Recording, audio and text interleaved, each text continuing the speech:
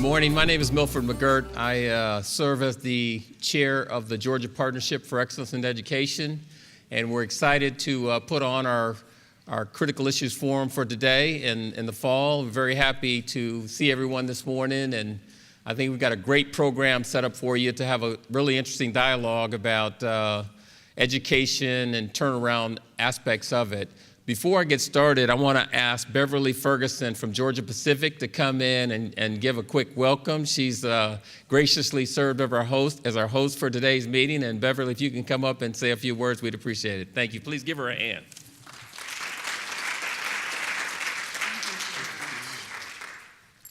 Thank you, Mil. Good morning.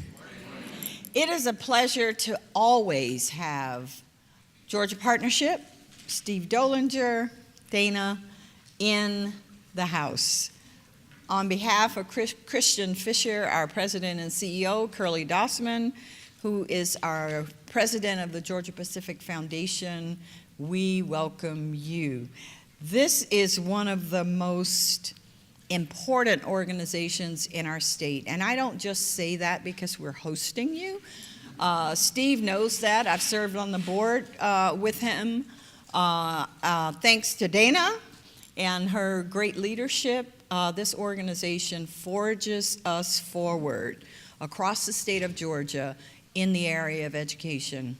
I'm a former educator myself, university administrator, now in the philanthropy world, managing all of our education grants here at Georgia Pacific. So education is near and dear to my heart. It will forever be. I've got 6 grandchildren in public school. Well, no longer. I have 2 that went to college, Dana. How about that?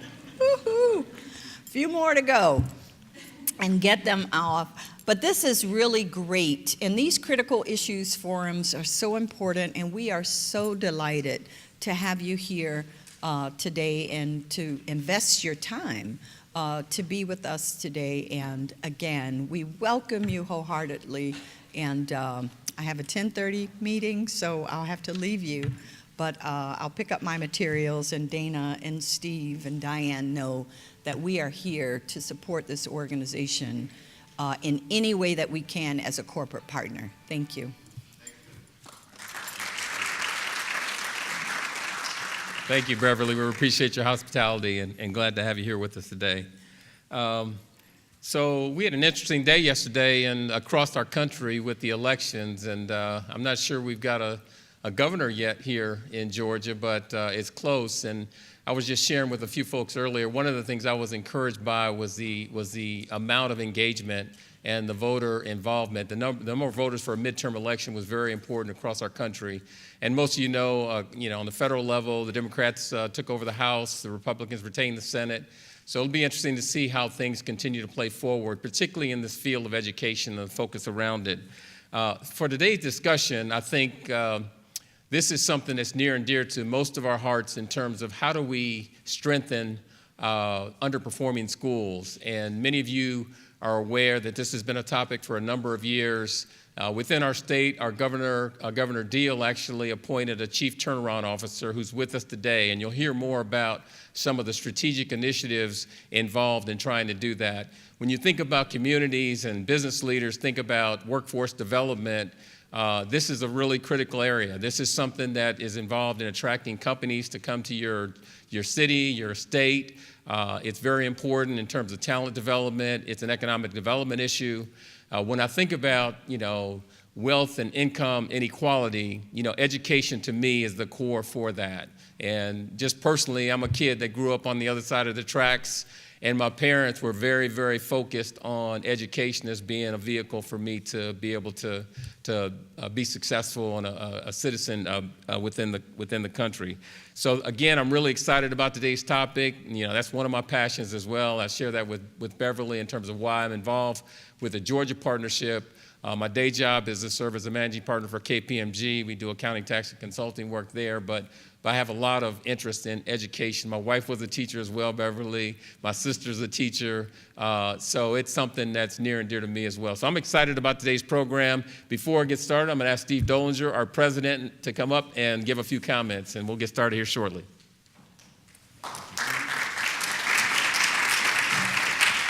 Good morning. Glad to see that many of you finally come out of the garage and been able to find our spot here. I heard that was a bear. Some of you going up to the 7th and 8th levels, but thank you for enduring that. I'll pick up on Milford's comments. Yes, we're looking forward to, anxiously looking forward to who our new governor will be. For us, it's because we have a lot of positions on our board by virtue of their position. We have, like the Georgia Association of Education Leaders, the School Board Association, Superintendent Association, but we have others like the Governor's Education Policy Advisor and the House and Senate Education Committee chairs. So we're anxious to see how that's going to roll out, to see who our new board members are to help us continue to do the work that we do. There is continuity, we know, at DOE with Superintendent Woods being reelected, so we know that's done, but we're still looking forward to some of the other answers with our political leaders. Let me walk you through real quickly what's in your packet, just to explain the materials and why they're there, what they're for. Starting on the left side is the agenda. I'll come back to that in just a minute. Behind that, gray sheets, those are the bios for our speakers. We will not spend a lot of time introducing them individually as they come up. I'll help you associate names and faces as they do, but you can read their longer bios. Behind that is a very interesting recent release of some research out of Vanderbilt. Dr. Gary Henry and his team looking at results of turnaround efforts in Tennessee and North Carolina particularly, and some other states. Dr. Dana Rickman, our Vice President, will be going over that in some more detail in just a minute. Back over to the right side, you have an envelope there for all of you who would love to make a personal contribution to the Georgia Partnership. You can do so in the envelope and drop it back at the table on your way out. The next three sheets are background information for what's happened in Georgia. You have the national perspective on the left side. Here you have what's happened in Georgia. Dr. Eric Thomas will be going over these pieces, but you can have those to make reference to later.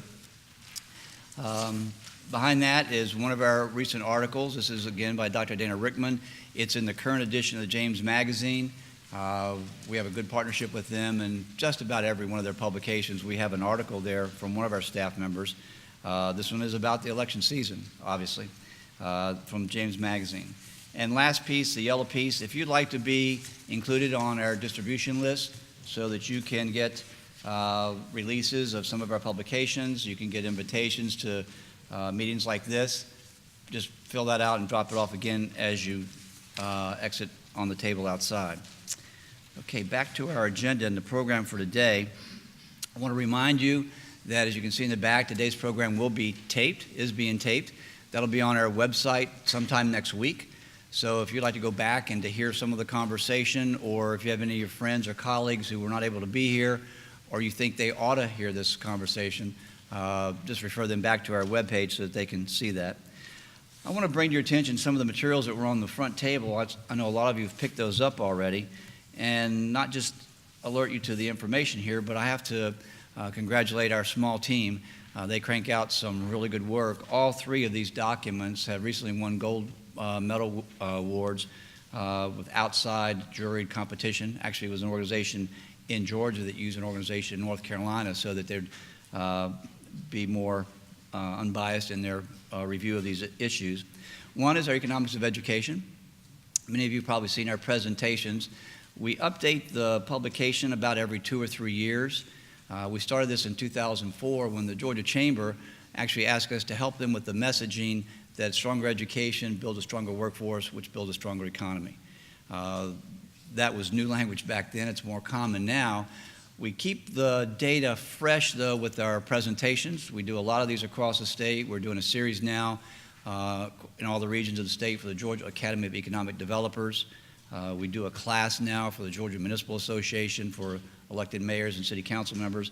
But you may like to look at this sometime, and it might confirm some of your data that you have in the back of your mind, but it may give you some new data that you can use in your work. Next, award-winning top 10 issues to watch. This was the 14th edition. We're working now on the 15th edition that will roll out in January when we have our media symposium at Georgia Public Broadcasting. We invite usually have about 30 or 40 reporters from across the state. We enjoy that because it gives them background and information on 10 of the critical issues, not all the issues, but 10 of the big issues in Georgia. And then we set up a relationship with them where they'll frequently call Robert Gaines, our communication director, and he'll hook one of us up on staff with reporters to help them just understand some of the issues that they may not understand both sides of an issue. Sometimes we're quoted, sometimes we're not, but at least we can help inform their work. We had a wonderful grant from the Guazetta Foundation for 3 years, big body of work, 2 big pieces of work. One was to develop a STEAM map of STEAM programs across Georgia. You can see that online. But the other big piece was to look at research across the world, countries and states that are high performing, and what kind of education policies do they have. We distilled that down into this little document. Some of this was out on the table. We found 7 areas, and you probably would not argue with any of these, and of course the real answer for high-performing states and countries is that they do all of these. But we listed them in kind of like a stoplight fashion. Red means alert. That's a real area of need in Georgia. We have to be attuned to those needs for education policy. As we shared this with gubernatorial and state superintendent candidates, we alerted them to this area. Yellow, perhaps more funding or more expansion across our state. Green, we're good to go. Don't mess up that area. Focus your campaigns on the red area.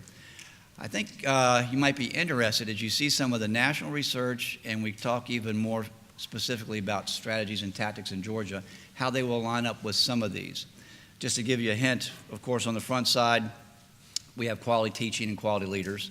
We know teachers are the most important factor to help improve a student's achievement, but quality leaders is right behind that. But watch what you we'll see today. Advanced instructional systems is one. We're pretty good to go there in Georgia. That's our standards and assessment and accountability. But how do we put that together with quality teaching? It's that talent management piece and leadership piece that becomes so important. And the part that we'll hear over and over again is the supportive learning environments. We have communities in schools here to talk about what they do, but they're one example of many that help that part of our education pipeline. So with that, I'll invite our panel to come on up and take their seats, please, and Dana to come up. Let me just give you some names and faces as they come on up to the stage. Panel members, please. In the first seat here, we will have, I'm sorry. Dana's just clarified, you're not up here yet. I'm just so anxious to get the panel started. This is going to be Dana going over the research I mentioned from Dr. Gary Henry at Vanderbilt to give us that big picture. Sorry, panel members. We'll get you in a minute. Wow, way to step on my research, Steve. Clearly the most exciting part of what's going to happen today is to hear from our panel members, and so I will get through this as quickly as possible so we can bring them up and have our discussion. But I wanted to take a moment to really talk about, to sort of frame the issues that we're going to talk about today, that I think many of us in this room probably understand that despite significant financial support from federal initiatives and state initiatives, that really large-scale turnaround efforts historically have not been all that successful. There are examples, of course, of individual schools significantly improving performance, but the experience has pretty much been the exception, not the rule, historically speaking. In Georgia, we know there have been schools that sometimes, in spite of focused efforts, continue to struggle for years, sometimes generations. But today what we want to do is look at some of the work that's going on in Georgia that's really going to change that story and change the dynamic for our students. But first, I want to, as many of you who know me, I got to give you some research. It just makes my heart happy. And so what I'm going to talk about very briefly today, as Steve mentioned, is research led by Dr. Gary Henry at the Tennessee Education Research Alliance out of Vanderbilt University. And they've pulled together some best practices from what they've learned in their work in primarily Tennessee, but also informed by some other states. And this is not a how-to guide or a list of things, to do, but really some sort of mutually supportive components of really a comprehensive strategy that they found are really necessary to have in place to try and really affect some change in school turnaround. The first Establish a dedicated organizational infrastructure. And when they talk about organizational infrastructure, they're really talking about at both the school, district, and the state level. So at the school and district level, really talking about who personally is responsible, what kind of structures need to be in place for planning, implementing, resourcing, monitoring what's going on. But at the state level as well, it's really important to understand that role that often the state needs to I've lost in my notes. Really set the parameters of the reform and really talk about the monitoring of the implementation and primarily ensure that resources are available for the work that needs to be done. And historically speaking, states that have had success in turnaround have had so at a very small scale. And trying to think about when you identify what works, if you need to scale it up statewide to more schools, do you have the resources necessary to be able to do that? Second approach, identify and address barriers to improvement. As you'll hear in Georgia, we're implementing needs assessments for schools and districts to go through to really help identify what are the barriers to learning. But what this report really brings to the fore is that all of those barriers are important as well, but really what we also need to be looking at is one of the barriers of constant churn within these schools. Churn of principals, churn of teachers, and churn of students. The instability in a school's leadership, our workforce, our student body are really tough to address, and even if you get good reform strategies in place, that kind of instability can undermine that effort. So if you're looking at comprehensive needs assessments, really need to take into account teacher-leader experience, effectiveness, and turnover rates in student in-migration. Chronic absenteeism, loss of instructional time, and tardiness, all of these issues play into the ability to successfully stabilize and turn around a school. This one I think is one of those, well, no-brainers, right? Increase instructional capacity. You need a strong curriculum aligned with state standards and really develop a teacher's capacity for effective instruction aligned with that chosen curriculum. But one thing that we all need to be aware of and really think about in a lot of these turnaround schools, there generally tends to be an over-reliance on novice teachers or teachers coming in from alternative certification. So as we think about induction, mentoring, and collaboration opportunities for these new teachers, they need to be quickly developed in their instructional practices and content knowledge and classroom management. And as schools do that, they can also help orient the new staff toward the school reform policies that are going to be in place. And so it's really critical to think about how we onboard new teachers and new administrators in these schools. Steve mentioned this earlier about the importance of school leadership. Both at the school and the district. But effective school leadership is really required to establish conditions within the school that allow for effective instruction and create that positive work environment. We've all heard how important school climate is and for all of our schools and for our students and our instructors and our educators to really thrive. And so some of the key ingredients around this issue, they talk about hiring or retaining effective principals, assistant principals, and really supporting school leaders and creating and maintaining a school environment that is conducive, that positive culture. But it's also important, too, when we talk about school leadership, it's not just the principal. Really think about distributed leadership. And so how do you get the leadership roles and the leadership responsibilities in other administrators and teacher leaders in the classroom, instructional leaders? So if that principal leaves, you don't have a churn problem. Like that culture is already established and there are other leaders in the building that can continue to move the work forward. That's critically important. Finally, number 5, processes and practices to maintain stability. Again, we keep talking about this churn of leadership in schools that for students and faculty that remain throughout the different changes, consistent routines can help sustain focused efforts towards teaching and learning. So if you have consistent routines in place, consistent processes in place, that helps when you get new teachers, but also onboarding the teachers quicker, that these kinds of just sort of rote practices are incredibly important to stabilize the school. And so those are the 5, and I'm sure that we'll hear a lot more about them from what's been happening in Georgia as well. And so to set up our panel, a little background about where we are in Georgia, very briefly. In 2016, many of you were here and remember that we had the constitutional amendment vote to establish an opportunity school district where the state would essentially take over chronically failing schools. Simply stated, opponents of the constitutional amendment argued the proposal violated local control, didn't incorporate the role of the community, and didn't adequately address the problems of the struggling schools. Proponents argued that these schools have been in chronic failure for multiple years, and that something dramatic and different needed to be done. When that constitutional amendment failed, we came up with our beloved Plan B, which we called it for a while, but it was House Bill 338, the First Priority Act, helping turn around schools, put students first. And it was very much a collaborative response to how do we help struggling schools. The bill was looking at how do we, in Georgia as a state, combine the efforts of the state, the local districts, and the schools to help address the root problems in these schools, and was very much looking for a collaborative model to help the struggling schools. It also established the position of the Chief Turnaround Officer, who's here with us today. In the bill, the job description, and I'd be interested to hear if it has stayed that way, managing and overseeing a system of supports and assistance to a subset of schools identified in the greatest need of assistance. And so we're going to hear about how that role is playing out and what we've been doing. At the same time that the First Priority Act was being put in place, the state was working on their state ESSA plan through 2016 and approved in 2017, and Georgia DOE was working with the Office of School Improvement at DOE.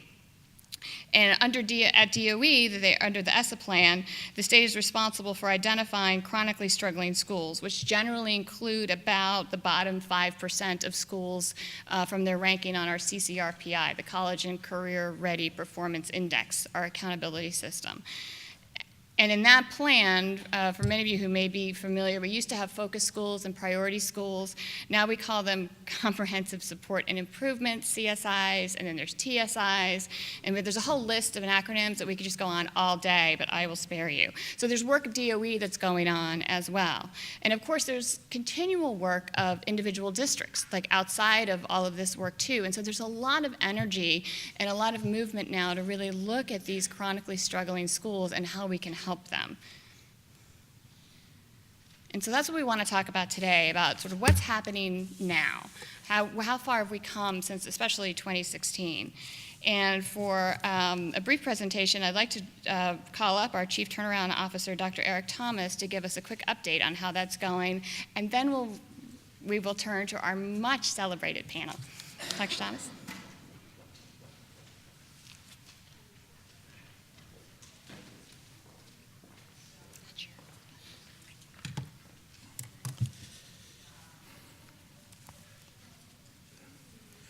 Good morning to everyone.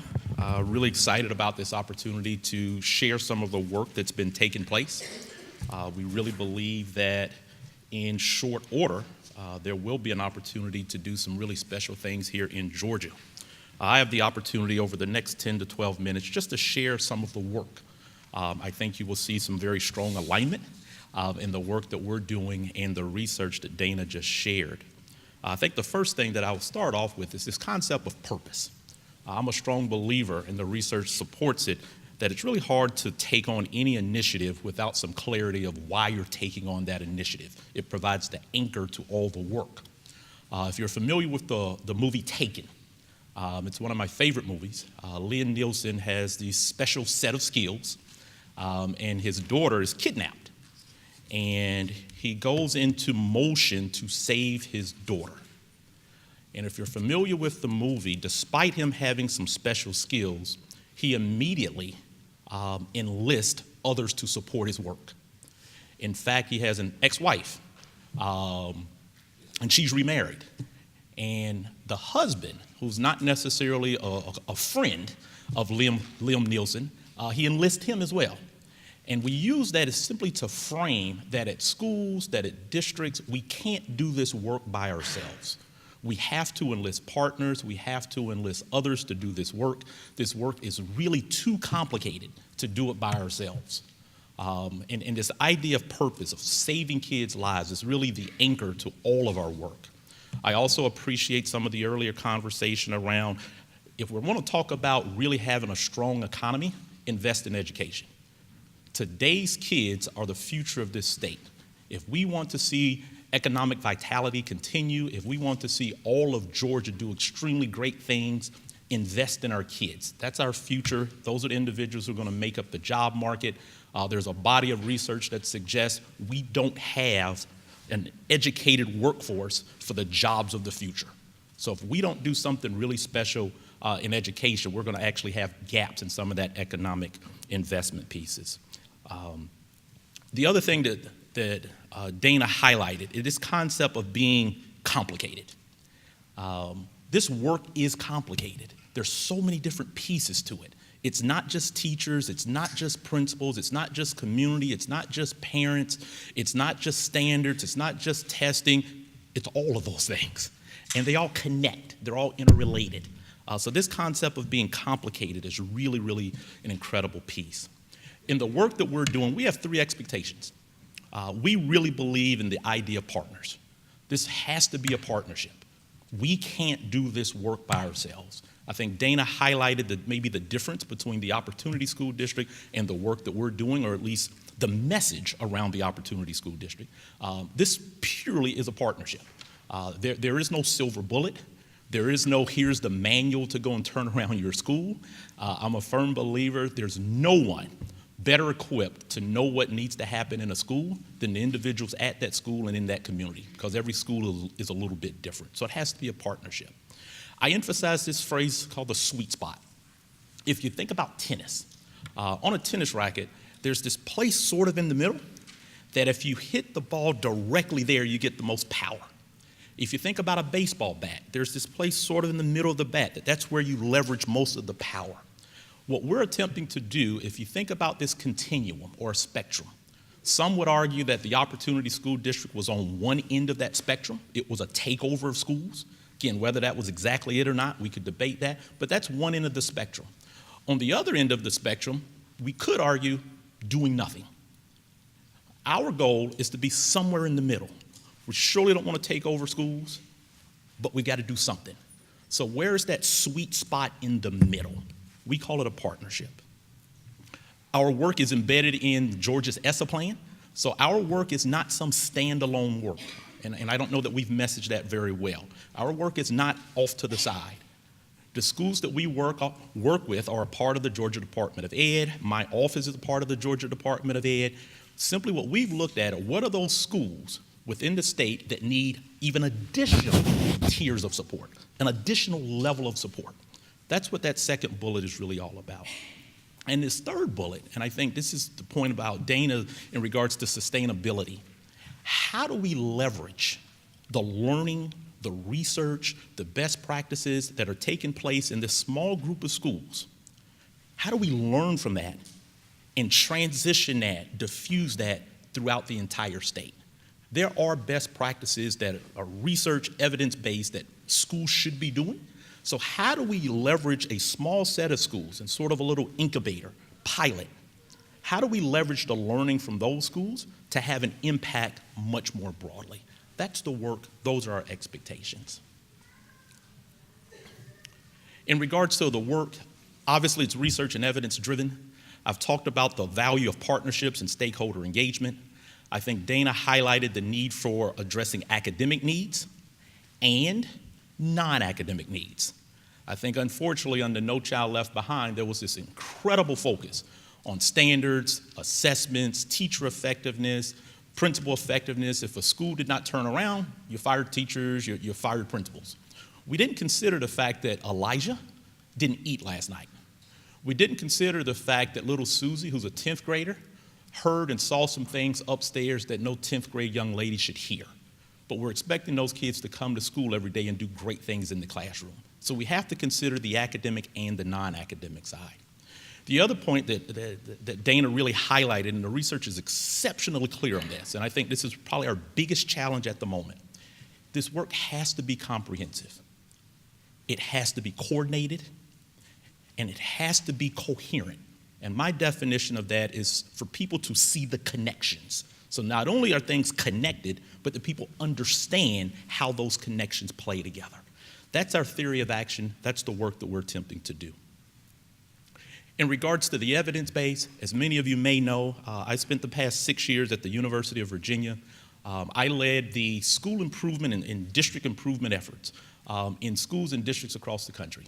I was asked, when I went to UVA, I was asked to redesign the structure on how we supported schools and districts across the country. Small schools, large districts, small districts, and everything in between. Last December, the RAND Corporation identified our work at UVA as the #1, the most effective evidence-based school turnaround program in the country. That's the evidence base that we're using. Obviously, it's not a matter of simply picking up the UVA work and pulling it and sort of just landing it here in Georgia, because again, the context is slightly different sometimes.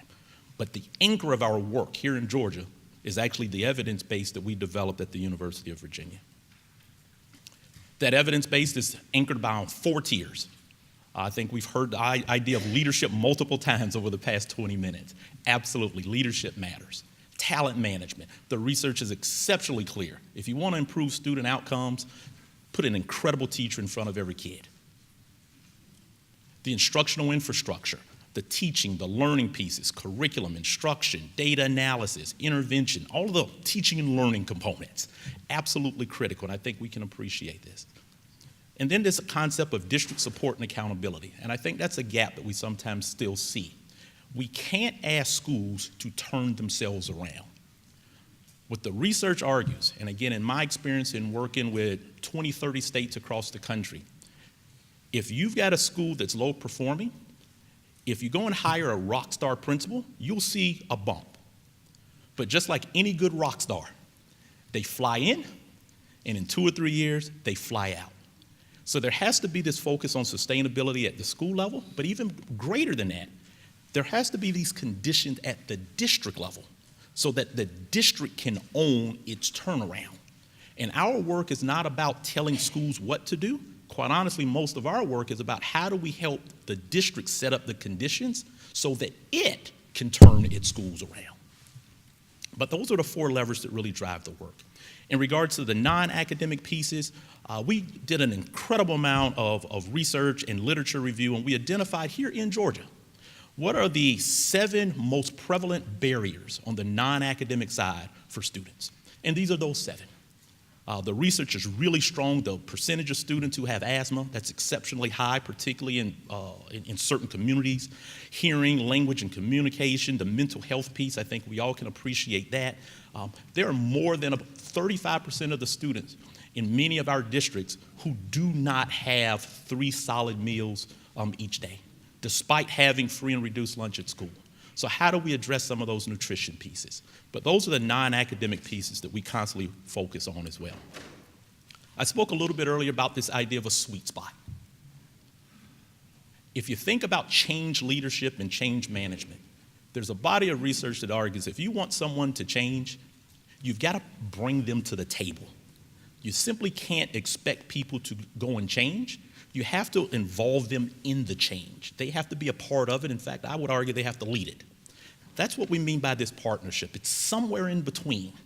We're not trying to take over anyone's schools. And let me say that even more clearly. The last thing that our office wants to do is to take over any school. I can assure you 100% of that. That is like the last thing that we are wanting to do. Because quite honestly, if we ever get to the point where school 2, 3, 4 years is not moving, that's a reflection on our work. And we have no intentions to have that reflection stand out. So we're going to do exceptional work partnering with schools so that in 2 or 3 years, this idea of what happens to a school is really a non-factor. I talked a little bit earlier about how it's embedded in the Georgia's ESSA plan. It's really the Tier 4 aspect.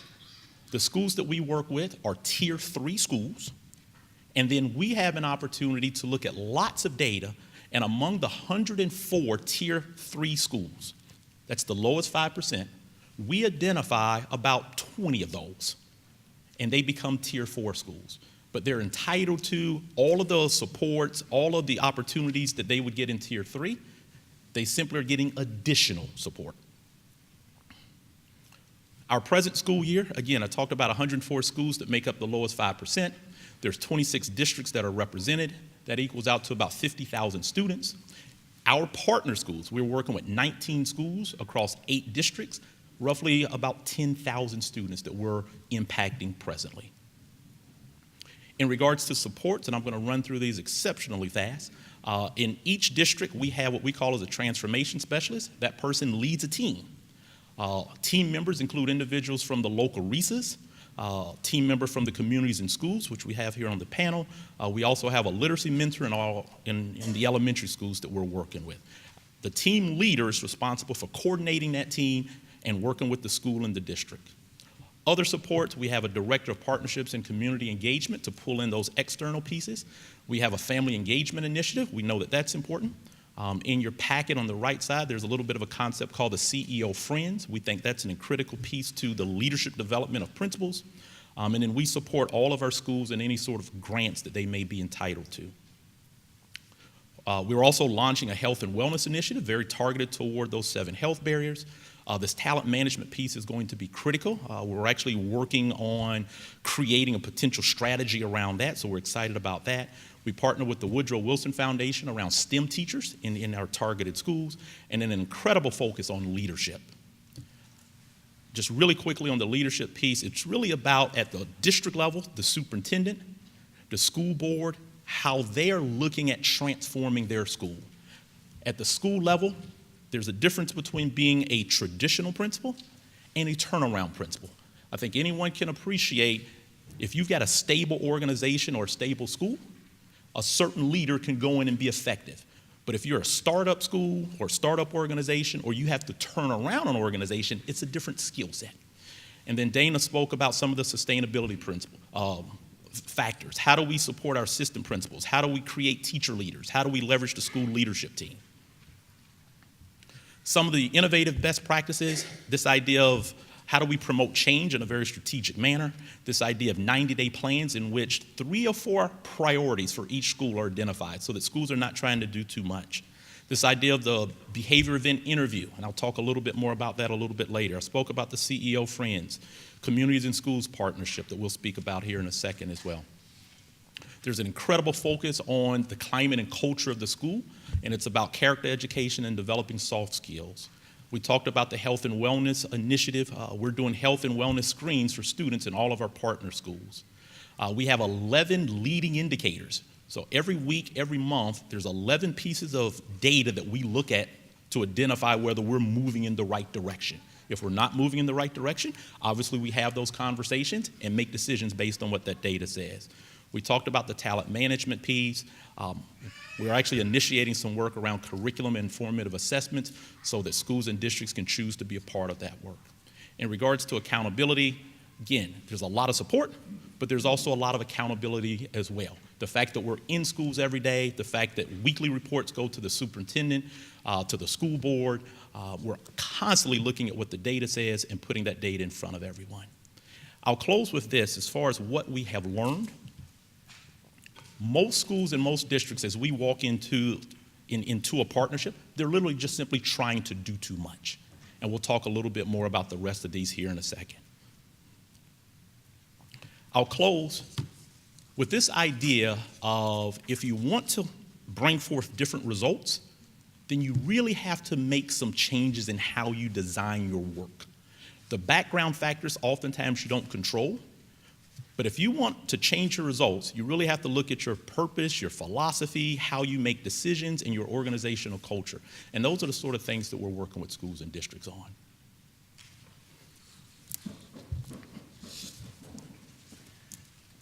Okay, thank you, Eric.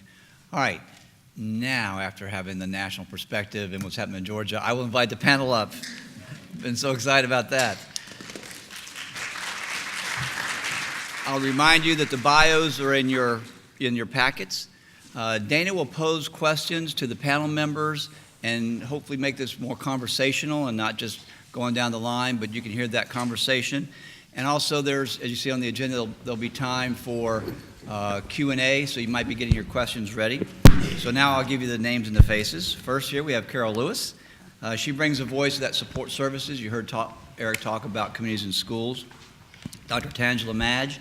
She's a superintendent in a small district that's working with the turnaround effort here in Georgia. So you'll hear her work, but also her challenges of a small rural district and what that entails.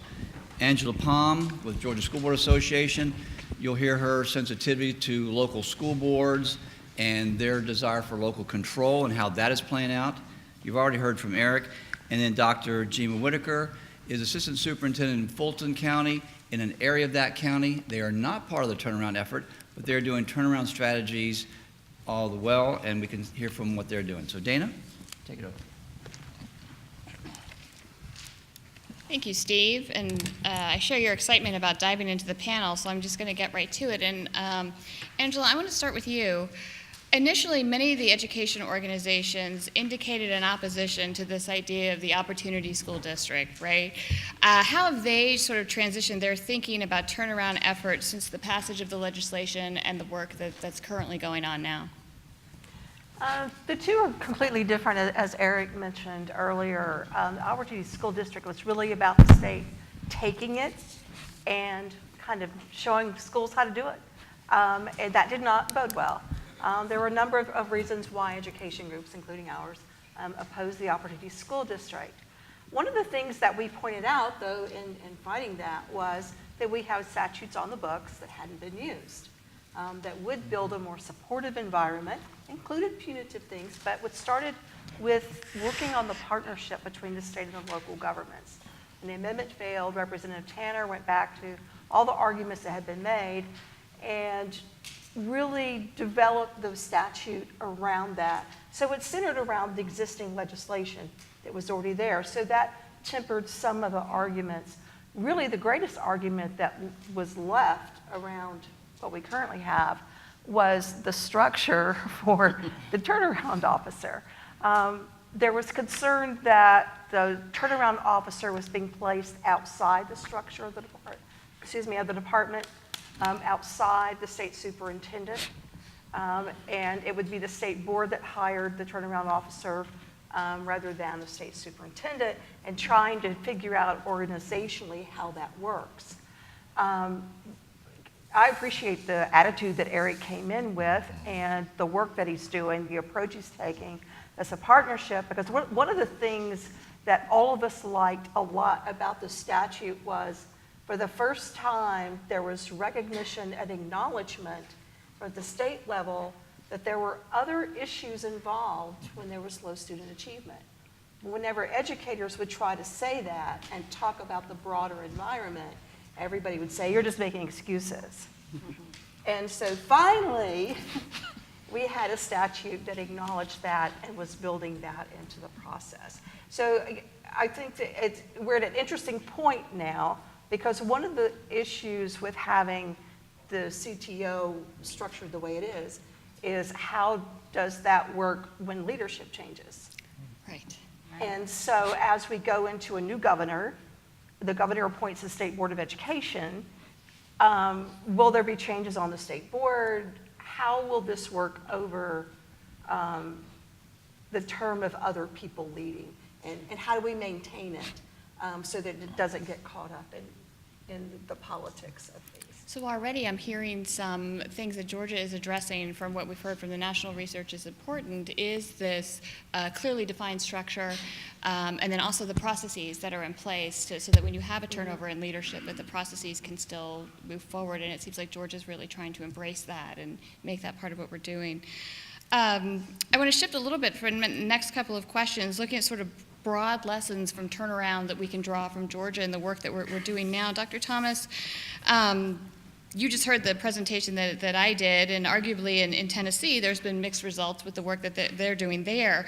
What are some of what are the lessons that Georgia can learn from other efforts, knowing that Georgia is different and our situation is different, but what can we learn that we can take to hold and are doing here in Georgia?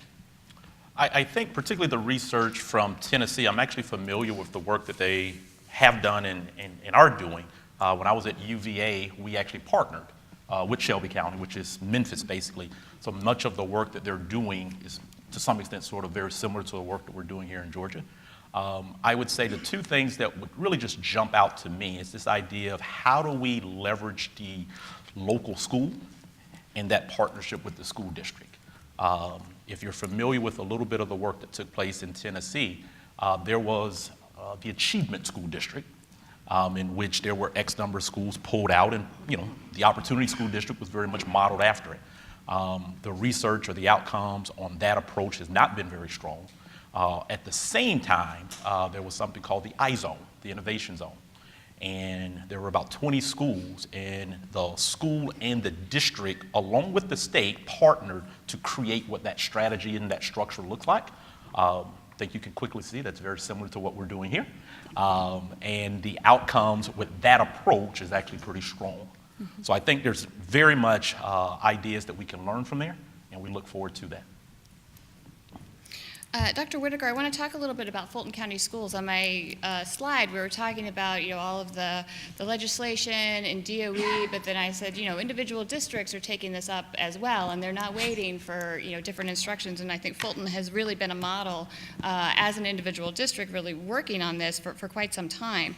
Share with us really what your model really looks like, and what's working best and can be passed along as lessons learned to other school districts.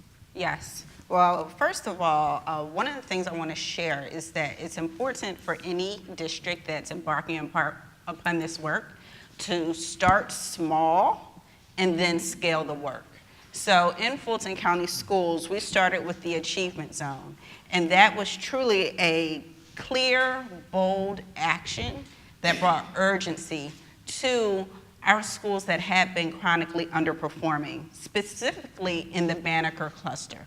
So that was comprising of about 10 schools, the Achievement Zone, that was elementary, middle, and high school. And to put that in context, the Achievement Zone is a part of a larger learning community, which is the South Learning Community, that has about 30 schools. So by starting small and looking at those schools as a lab environment, that is one of the first lessons that we've learned. The second piece is around strategic partnerships. Fulton County Schools have had remarkable gains, but we could not do this work alone. So as Eric has already mentioned, we did partner with the University of Virginia, specifically with those schools in the Achievement Zone. But then once again, we scaled that work to other schools that were chronically underperforming. Communities and Schools is in the majority of our schools that have been chronically underperforming. CT3 is another option. It's another partnership that has brought about a lot of change in leadership development and coaching development. And then finally, the opportunity culture. So across these different types of partnerships, you have academic coaching happening. You have those non-academic or social emotional needs being addressed by communities and schools and other partners. And then finally, around talent. The next thing that is important, and I already heard Eric talk about it, it is the short cycle monitoring. Not only do our schools have short cycle monitoring, but our district has short cycle monitoring. That means we have every 90 days a plan that is put in place with various priorities that is tied to our turnaround purpose. Not only is that monitored, it's supported, and we report out on those different components on a monthly basis. And then finally, it's about the district. Eric already said it. District conditions really set the foundation for lasting, dramatic improvement, not just dramatic improvement. So our district conditions are led by what's considered our strategic support model. It's our organizational tier where we determine the instructional infrastructure that needs to be in place in these schools. We understand what the curriculum should look like, their assessments, their data, all of those things that that instructional infrastructure is tiered according to the school's performance. So our lessons learned is one, you have to start small. If we had attempted to tackle this across all of Fulton County Schools, we would not have achieved the results that we've had thus far. Yeah, thank you. Dr. Madge, I want to turn to you. We just heard about Fulton County, which is a large urban district, right? So I would like to get your perspective from a smaller district with, conceivably more limited staff, limited financial resources. How are you making your turnaround efforts happen? I think one of the things that we are doing is that acknowledging that we do have some issues. We understand that our academic achievement part is not where it needs to be. So what we've done is that invested more funding in the area of professional learning. With us being an extremely small district, again, funding is limited, but what we've done is we've written grants, brought in more consultants. The Georgia Literacy Grant, the L4G grant, that really helped us out. So we do have to look towards other areas in order to support our turnaround efforts. But more professional learning, each and every time with the test, the way that it is, the Georgia milestones, the changes, putting in place programs that are going to assist us in getting where we need to be. For instance, most teachers you're going to hear when it comes to professional learning that they're already overwhelmed. What we've done in Randolph County, we put in place what is called Summer Academy. Although our teachers are receiving professional learning during the regular school year, while the students are in summer school, some of our teachers are actually in summer school. So we have a lot of consultants to come in and work with our teachers, more analyzing of the data, more courageous conversations with the principals. Again, we know, everyone in the district, we know exactly where we're at. We know what we need to do, and a lot of it centers around focusing on that academic piece, ensuring that the students are receiving the necessary resources, whether that's through grants, whether it's through fundraisers, whether it's through partners, business partners, but just knowing where we're at, where we want to go, putting those goals in place, the expectation, and providing the necessary resources. Jima, I see you nodding your head, Yes. and it makes me think that we always think about big districts and then small districts. Oh, they're so different, but there's probably in this work, Yes. the partnerships may be different, the environment may be different, but at the core of it, the work is the same. The core of the work is the same. When I think about summer academies, when I think about opportunities to build capacity for our teachers, for our principals, that is how you begin to close that gap between the performance of your underperforming schools and other schools. The capacity and the churn that happens in these turnaround schools, it's inevitable. But what you said about partnerships is critical. One of the things we did was put in place someone to help us engage in partnerships, help us engage in community transformation, because that is truly what this work is. When you look at the schools that are considered turnaround eligible, or you look at the schools where there is underperformance and chronic underperformance, it's a community purpose that is going to ultimately transform once we get this educational piece right. So we've been hearing so much about partnerships. I like one of our partnerships on the panel to be able to speak for herself. Carol, the EdQuest research that we did talked about that really these supportive learning environments are critical for all high-performing states, nations, schools, whatever you're talking about. Tell us about how communities and schools model generally works within turnaround efforts while also addressing these supportive learning environments. Thank you, and good morning to everyone. And I'm really thrilled to be on the panel. Communities and schools generally looks at those non-academic needs, ensuring that our students are ready to learn when they're coming to school. We leave it to schools to educate and CIS to remove barriers. As we talk about little Carol who's not able to eat or who dealing with whatever the emotional issues that they're dealing with at home, they're bringing all of those things into the classroom. Within communities and schools, we place what's called a site coordinator inside of our school buildings to be able to address those needs when they take place or when they're identified. They interact and meet and work with their students, but they also are working as part of a team and part of a plan. So when for us traditionally, our CIS site coordinators will do the needs assessment. As part of the turnaround strategy, they're already part of an assessment process and also part of the turnaround team. We also look at, site coordinators look at levels of service and overall tier 1 level of support services for the entire school, so that if there's an identified need for the entire school that affects every student, then we try to find a provider or address that need. And then there's level 2 and 3 that are more focused on very specific students that are referred by either by themselves, by their teachers, by their parents, that help them address whatever that academic need is or whatever that barrier is. Sometimes it's tardy is the issue that they're not coming to school. What's the root cause of their not being able to get to school on time? It may be something as simple as an alarm clock, or it may be more complicated that they're getting their 6 brothers and sisters dressed and ready and to the bus stop, and they can't leave home until, little Johnny's is on the bus. Then you're addressing a more detailed and more deep need. And then the level 2 and 3 will maybe something that I need glasses. I'm one of those kids who, squint and can't see the board, but maybe I don't want to be 4 eyes because I, had that nickname as well. But helping that student, one, identify a source. It may be, we're eligible for Medicaid, and we've never applied or never known how to get there, or it's transportation to get to a place. Creating backpack programs. All of our site coordinators go from a needs assessment or needs base and look at an asset base, no matter which type of community that you're in.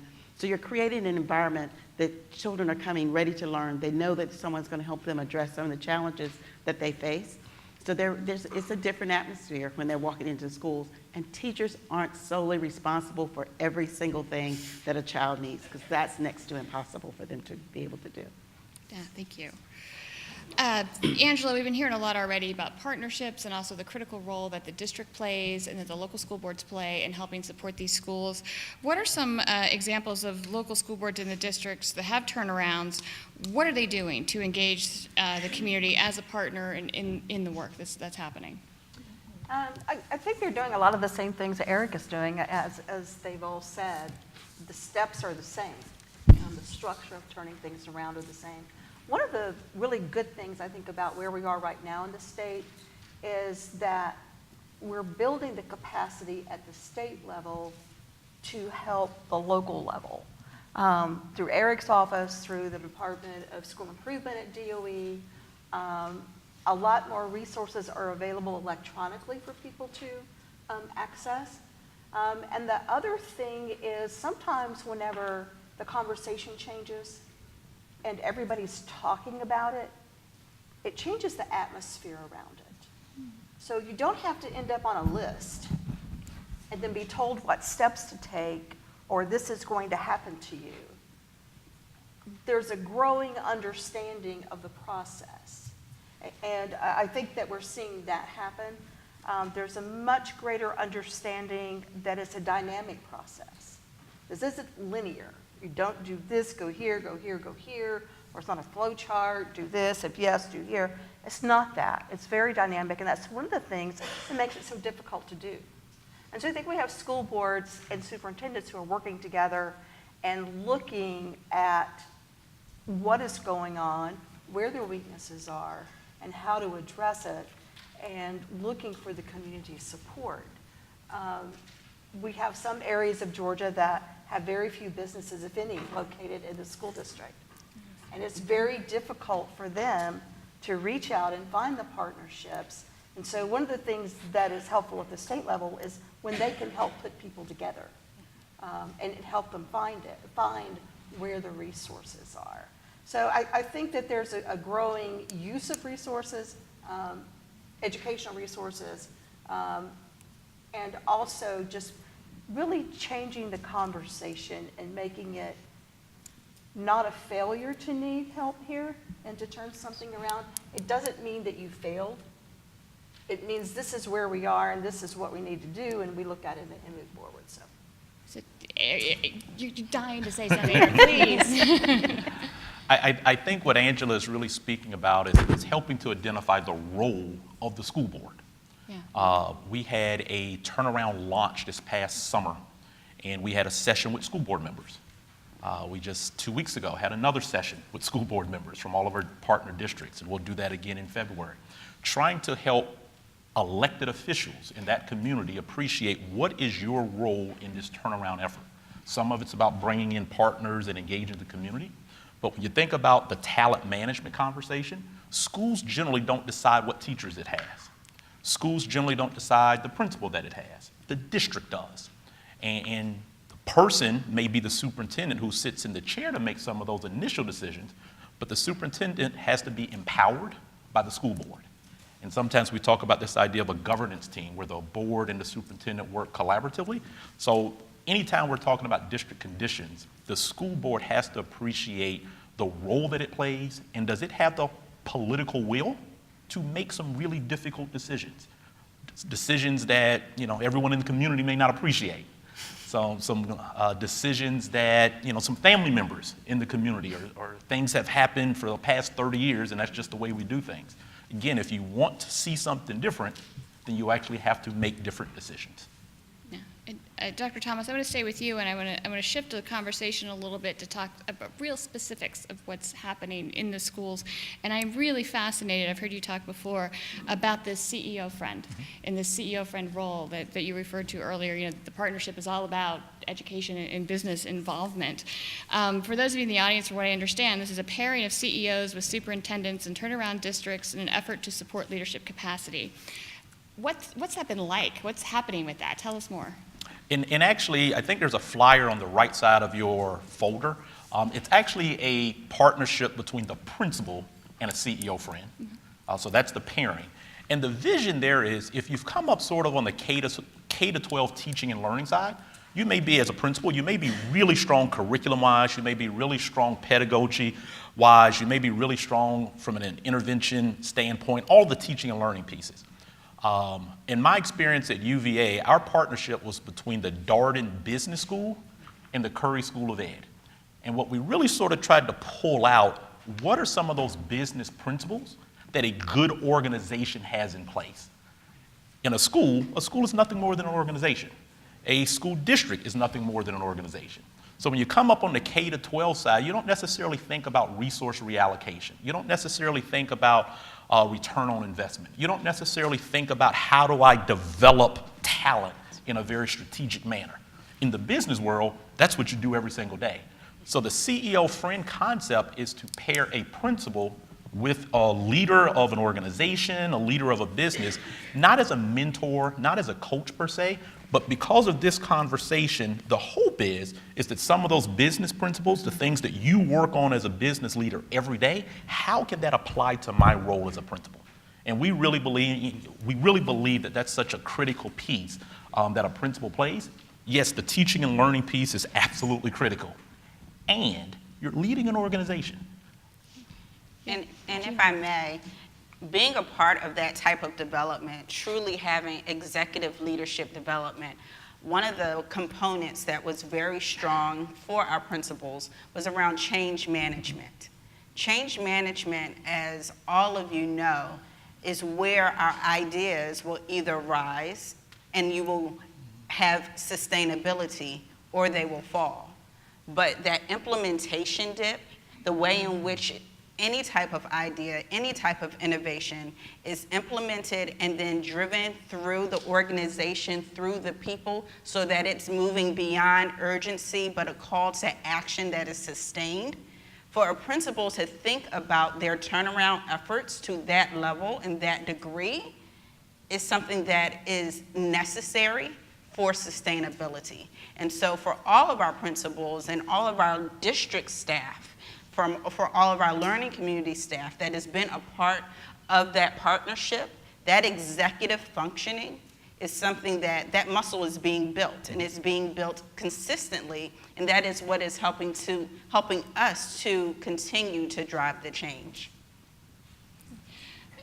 Dr. Madge, I want to ask you, they were talking about the principals and the leadership. I want to talk a little bit about the teachers and the teachers in your district. How are they changing their approach to teaching and learning as being part of the turnaround schools?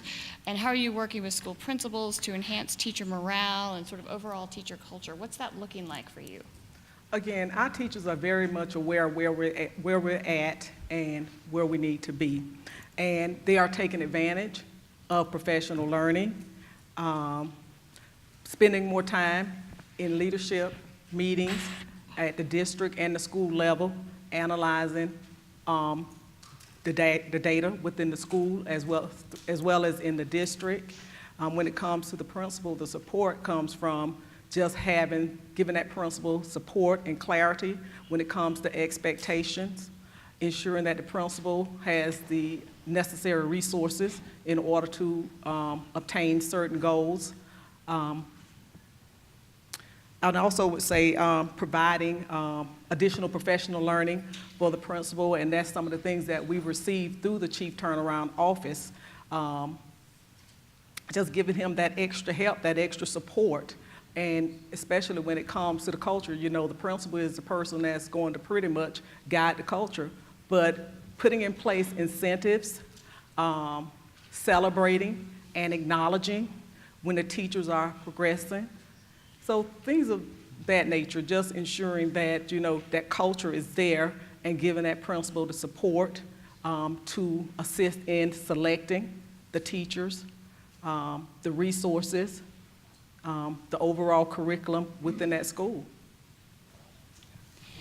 Carol, Communities in Schools had its early beginning in sort of smaller learning environments, or sort of an academy model called performance learning centers. And they had some strong successes in low-performing school district.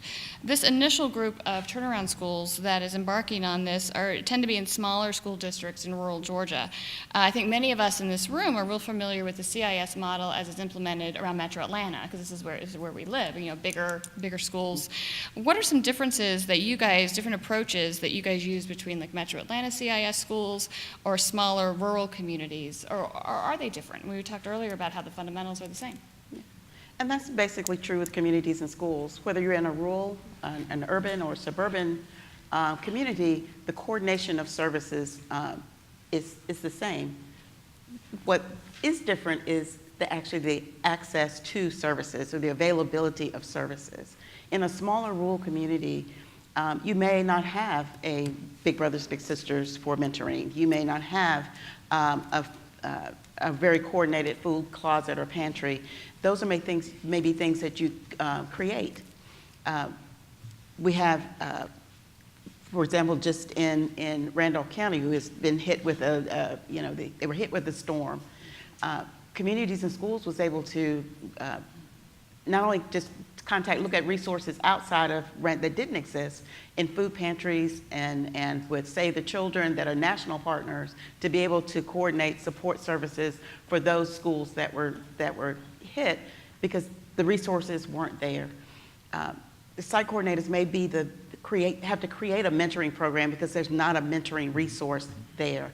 So those are things sometimes different. So when we're recruiting talent to fill those positions, we're sometimes having to recruit different talent, not just a coordinator of services, but sometimes the provider of services. So you look for very specific skills to be able to offer in a rural community and be able to navigate within that community, because there's another piece that communities, larger places are used to people coming in and out.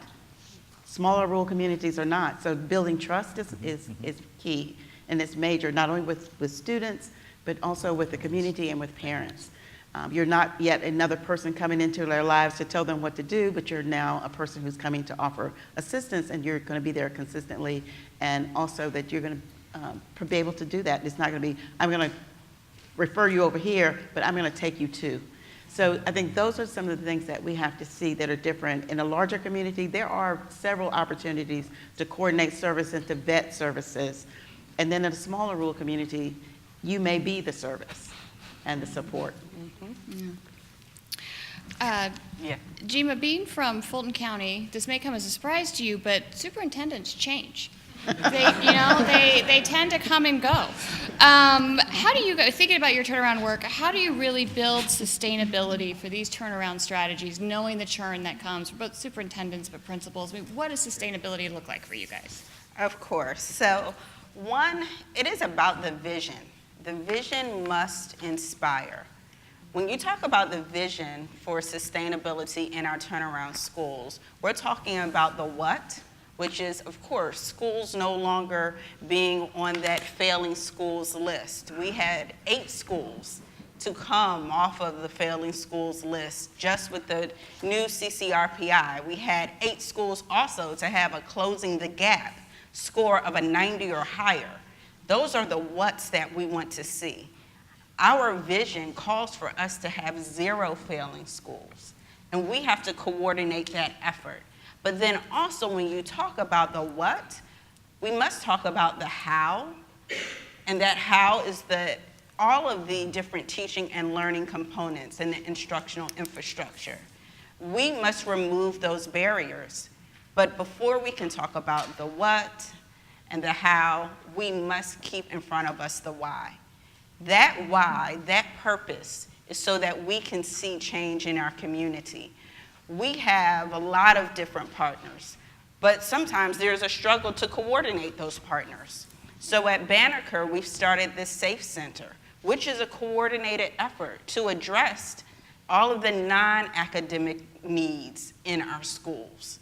And so the community has a food bank. The community has the opportunity to come in and find jobs, come in and find clothes. CIS has a person that is there helping us coordinate that work through all of our strategic partners. So you must have a vision that is going to inspire so that we can continue to iterate to achieve.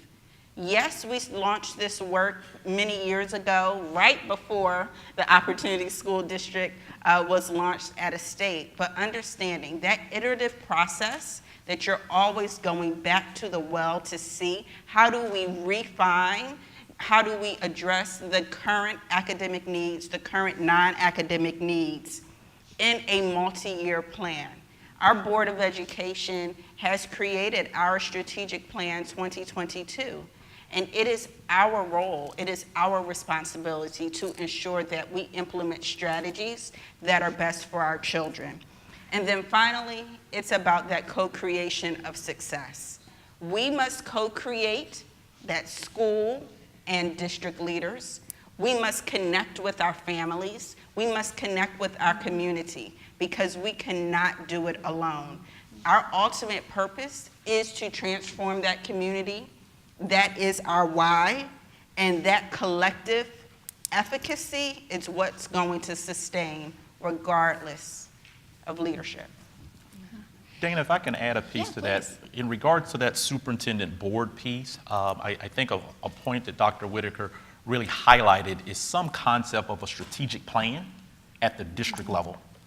And if you think about this idea of the governance team, where the board and the superintendent work collaboratively to create that plan along with community stakeholders, and having some element, some plank of that plan that talks about schools that are not performing. In the binder or in the folder that you have on the right side, I think there's a sheet that talks about district conditions. In the first bullet, it talks about the role of the school board. The school can't do this by themselves. The district or the superintendent can't do this by themselves. The school board has to empower everyone in that community to do this work. So the school board's critical. Dana? Angela from the school board, would you like to? It's also part of the superintendent search process, or it should be. Whenever a superintendent does leave, whatever the circumstances, whenever they're looking for the next one, it gets down to interviews, they need to talk to the candidates about what's going on in the district. Has the candidate gone to the website to look at the strategic plan? Most of them do have it up out there. Where they are in the process, certainly a district as big as Fulton that has so many different things going on based on where the schools are, but even as small as Randolph.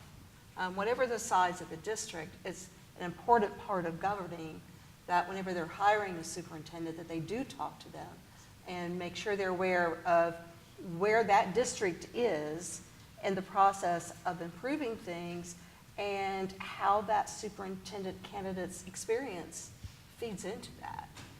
And so, in working with school boards, that's something GSBA does, is talk about that, and I know in Eric's work, he's also working with that. It's not just about clear processes and procedures in the school, but throughout all levels of this work. Well, this has been fascinating. Thank you very much. I want to open up now to our audience to ask some questions. I think we've heard a lot of discussion now that really sort of talks about this very complicated, comprehensive strategy that looks at clear structures and roles, needs assessment, supporting teachers, supporting leaders, that essential processes and procedures. And so I invite you now to ask questions of any one of our panel members. I can't emphasize them enough. And we have people walking through with mics, so raise your hand and tell us who you are and where you're from. Diane, we have some people up front. Oh, excuse me. Oh. I'm Jessica Pennington. I'm with the Truancy Intervention Project Georgia. This is a question for any of you all. I'm curious about the unintended consequences that we see in my work of the children who are pushed out, the kids who are very challenging, not good test takers, and can sometimes, I think, hurt schools' turnaround efforts. And often we're seeing them victims of very harsh school discipline processes, a lot of suspensions and expulsions. And I'm just curious about efforts underway to curb some of that. So I'll speak first. In Fulton County Schools, we partner with different types of organizations and entities to help our students who would be potentially expelled. We have the Peak Academy as another option for our students. We also have students who are at Skyview, which is another organization within our district that is helping to support students that would potentially be expelled or ultimately impact our turnaround efforts. But it's important for a district to have a strategy to support those students. One of the things that we do monitor for all of our schools that are in turnaround or in our strategic support model is the discipline. And so when we look at the climate of our schools, we do have a middle school that has reached a 5-star climate rating in the South Learning community. That is huge, because when I think about the fact that we must have students in our seats in order to educate them to perform on a test, that climate rating, that climate star, is really the foundation to ensure that our students can achieve. So I'm very excited about those other opportunities for our students, but it is our district's responsibility, it is the school's responsibility to really mitigate as much as possible that discipline. And we do keep that in front of our principals on a monthly basis, that data review. The only piece that I would add to that is, how do we empower parents to be strong advocates for their students? I think that is such a critical piece to this work. I'm a firm believer that, and when I was considered for this role, one of the things I told the state board, if this is simply about getting schools from the bottom 5% to the bottom 6%, then you've got the wrong person. This is really about saving kids' lives. So if you're simply bumping some test scores up a few points here, a few points there, high F, low F, I'm not sure if that's going to change the equation for kids. But I think we've got to empower parents so that they can speak up, so that there's a structure for them to have a voice at the school and the district level. I think that's such a critical piece to how do we ensure that we're saving kids, not getting rid of kids. And I just want to add a little to that.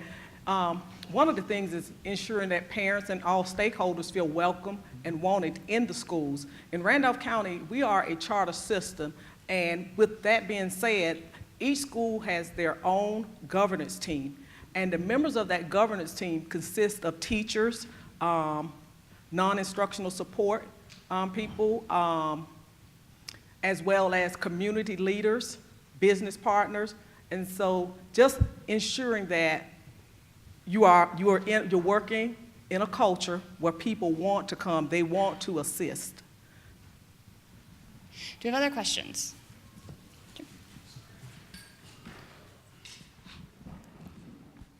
Good afternoon. My name is Demetrius Nelson. I'm a consultant and trainer for an education company called Encourage, based out of Cobb County. The question I have is for Eric Thomas and then whoever else wants to answer this. You talked about the CEO friend. So the question I have for you is how or when do you draw the line with the CEO partnership when there's a greater need for schools to have principals that are instructional leaders and not business managers, so it does not negatively impact the school? And maybe let me make sure I provide some clarity to that.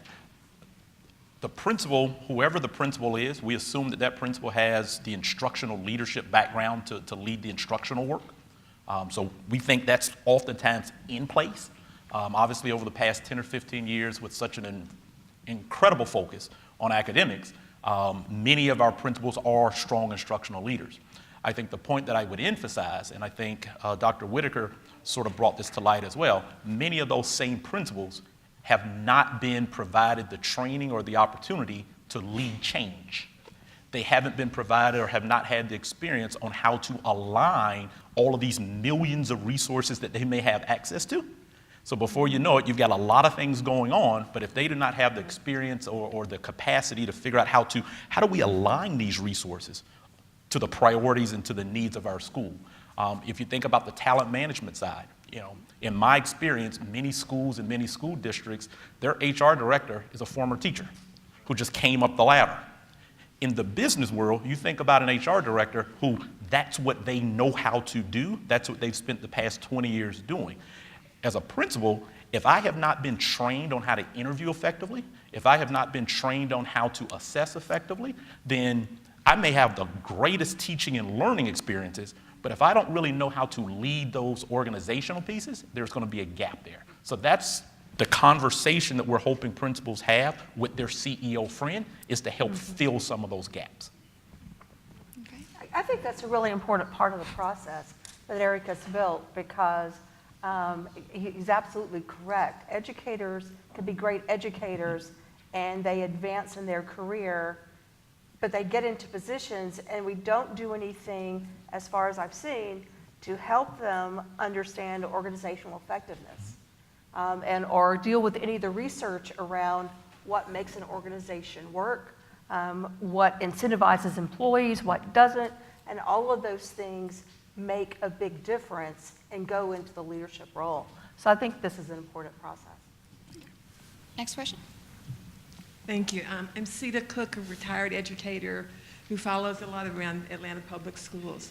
And from there, and from what I've seen at the state level, I'm interested in what any of you, but particularly the CTO, consider ways in which schools are so different from businesses, that when you have business people come in, that what they need to understand and that what principals can learn, how to stand up for what a school really is, because I've seen sometimes, both with the use of the language and with some practices, I think business practices aren't necessarily the best unless they're adapted to schools.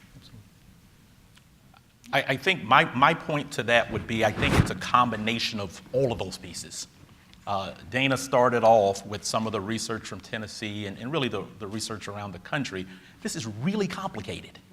So it's not just about the teaching and learning pieces. That's an incredible piece, absolutely. We need strong teachers, we need strong principals who are very strong instructionally. That is an essential piece. We're not going to turn schools around without that. I would also argue, based on my experience and based on what the research says, is that when we're talking about transforming a school, transforming an organization, there is a body of research on how to do that effectively.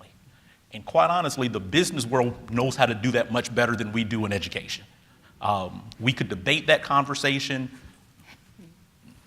I think the research supports the idea that many of our educators, there's some gaps in their ability to lead change. And what we're simply trying to do, along with all the teaching and learning pieces, we're not trying to turn schools into businesses, but we do believe there's some things we can learn from really strong organizational leaders. And also, to add to that, one of the things that I talked about earlier was around change management. Change management is critical. But once things have changed, there is a level of sustainability that must happen as well. That's another opportunity for educators to learn what does business say about that. So one of the things that we are embarking upon is design thinking.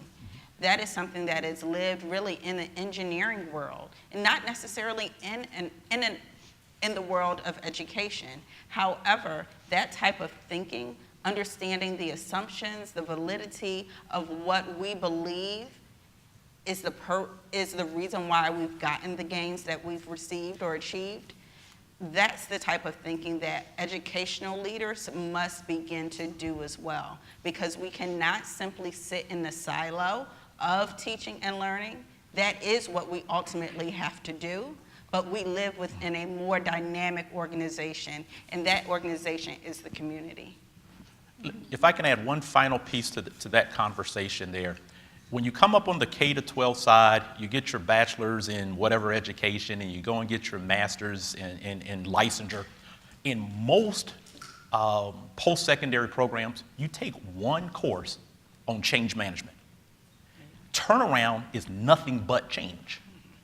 So the idea that we've got leaders in schools and districts who can lead a transformation, their background doesn't say that they can do that very well. We have to help fill that gap. Question up here. Good morning. My name is Adria Kitchens with One Small Change, and we're consultants who work around the state. How are you empowering, you talked about empowering your parents, how are you empowering your teachers and your leaders around being more culturally competent and culturally agile? So just as a piggyback to her question, so that they can respond to students who might be more difficult to handle, or respond to the different needs that are non-academic, that impact how students learn and how parents are able to participate in their child's learning? I think at a big picture, what we're learning to do better is provide professional learning that really impacts what's going to happen in the classroom. And here's what I mean by that. Obviously, we could create, and any school could do this, could create an incredible program about diversity, about equity, about social justice. I mean, we could create an incredible, long-standing program about that. Our approach at the moment is it's more complicated than that.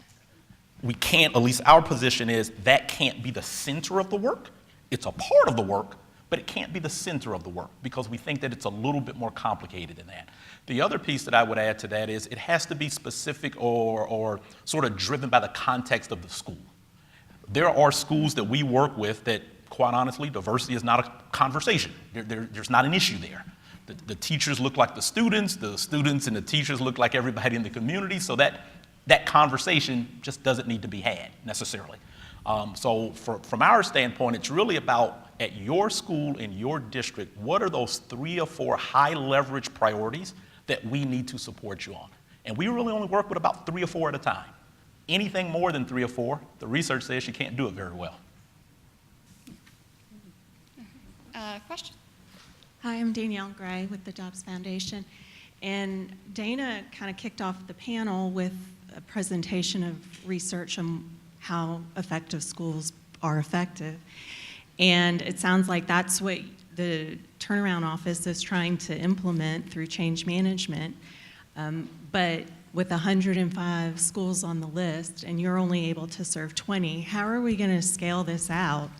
And so that it's something that's sustained, because we have churn in low-performing schools, we have teachers in all schools choosing not to stay teachers.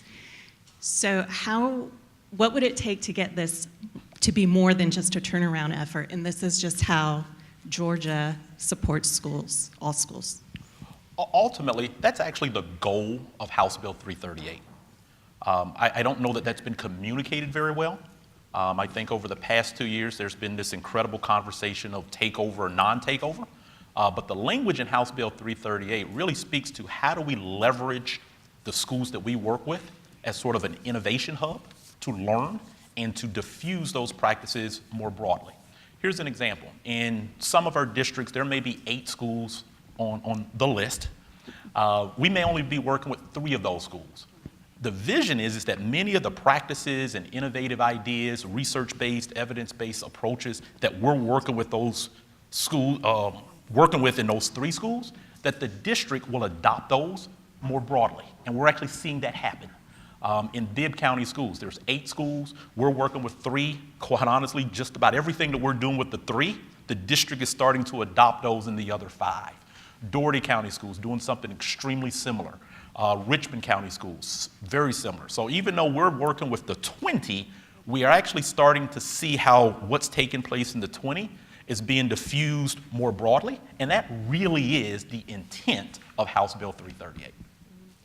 So I want to take this opportunity to really thank our panel for this great discussion, and we have about 2 minutes left, and so I want to just give you guys an opportunity, very briefly, if there's something you thought of that you want to say or share or sort of close to share with our audience. Carol, you look very thoughtful. What would you like to part with? Well, just for me, and we all know, change is hard, change is difficult, change is uncomfortable. It means that even for us as a nonprofit who has we have the Communities in Schools model of service, of intervention, is that we also have to look very hard at how we do our work. How can we improve it? How can we refine it? How can we reposition ourselves? Who do we also have to talk to and bring into the fold? We also have to educate up and down. We educate to our parents, we educate our students, we educate our educators, we educate the leadership about really talking about the child as a whole unit, not as just their academic life when they walk into a building. Because they don't leave all the stuff that they've dealt with in their community. They don't leave it at the door. They bring it in. And so if you think about it like a suitcase, they pack it at home, they bring it with them, they carry it. Sometimes it's 2 cases, and sometimes it's 2 cases in a backpack, but they carry it with them all the way through. And then you put them in a classroom with a teacher who's expected to teach when they're sitting there carrying the weight of the world on their shoulders sometimes. It is that change is hard, but we have to be open to change. We have to be open to new opportunities, and we also have to be open to that the parents are assets and the students have assets. Not that, that there are always problems, and teachers have assets. To have a superintendent who's open, who's willing to step up and say, yes, I am willing to be one of the first, is an asset. Having the resources, even though so many people outside of Atlanta don't want to see anybody from Atlanta coming, it is, that's an asset to have the expertise and being able to place that in places where we traditionally haven't been. We haven't been in any of the schools that we're in now. This is a new opportunity also to stretch and to learn and to grow and to do it together. Thank you very much. That was an excellent closing statement. Anything anyone else can add to that very, very briefly? Sorry. I think there's 2 pieces I would share. I started off trying to reiterate our role in regards to the conversation that took place 2 years ago. If we ever get to the point about so-called taking over schools, that means we failed. That means that we did not do our job very well. So we have no desire, no intent, no plan to ever be in a position where we're talking about taking over any school. So I think that's really important. I think that is. I would also say to you, we just finished an election, so talking about voting may not be the most popular thing, but school boards are elected. And it is important that we have good people run for that office, people who are interested in improving the students' lives and who have the time and the ability to give to that job. And it is important for people to vote for the school board members. Sometimes people stop voting before they get to the bottom of that ballot. And part of being an elected official is being held accountable and looking at the work that is going on and saying, are you doing it? And we're here. What's the plan to get us here? And so it's an interactive process. It's not just as the school board has to hold the superintendent accountable for what they see going on, the voters have to hold the school board accountable for what they see going on. And so we all have to work together at this. Okay, final thoughts? I began today talking about one of the lessons we learned in Fulton is to start small and then to scale the work. Mm-hmm. Our work around turnaround really began with a clear, bold, urgent call to support our schools that are significantly underperforming. And for anyone here that is looking to partner, looking to actually embark upon this work, one thing I would want you to know is that the work is hard, but the work is extremely rewarding. And I have the opportunity now as the area superintendent for our South Learning community. I say often that we are 30 schools and we are the thriving 30, because the schools that I stand for, the leaders that I support every day, walk into a building to see 33,000 students that want to learn, and they are here to help lead in that effort. So all of those that are here that are looking to embark upon this work, know that your communities can thrive. And I would just like to say that it has truly been a pleasure being here, lots of great questions, and I am truly pleased with the fact that for the first time, the Georgia Department of Education is looking at rural school districts. Well, thank you very much. Let's give a big round of applause to our panel.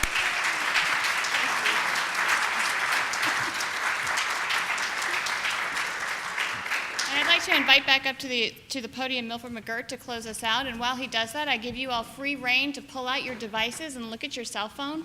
At the partnership, we are also committed to continuous improvement. And so if you guys could take a moment before you leave today to fill out our survey so that we can make these events even more exciting for you than they already are in the future. So thank you.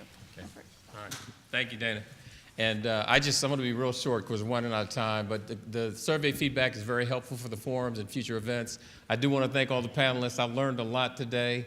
I would just encourage you, it's a marathon, not a sprint. Stay focused on it. There's a lot of diverse thinking, both in the audience and on the panel, that we learned today, but it's a marathon, not a sprint. The other thing that I picked up is stay focused on the purpose. It's a purpose-driven initiative in terms of what you're trying to accomplish, and that will give you the energy to go forward. Thank you all for coming. Enjoy the rest of the week, and thank you again. Look forward to seeing you next time. Have a good day.